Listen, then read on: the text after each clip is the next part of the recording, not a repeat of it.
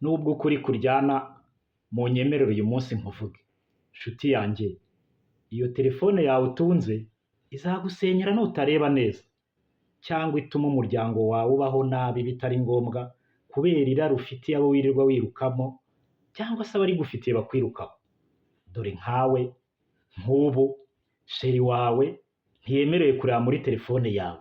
Washyizemo password ituma atabasha kureba amabukora. Rimwe na rimwe iyo uri mu rugo bakaguhamagara, ntiwitaba ubundi ukayifunga. Icyo ni ikimenyetso kigaragaza ko sheri wawe umuca inyuma. Nshuti wanjye, ibyo bintu ntacyo bizakugezaho usibye kukwicira umuryango no kubaho nabi. Reka nkugire inama, reka guca sheri wawe inyuma. Mwicare mujye inama y'umuryango wanyu, ajye ayirebamo nta kibazo nawe urebe mujye.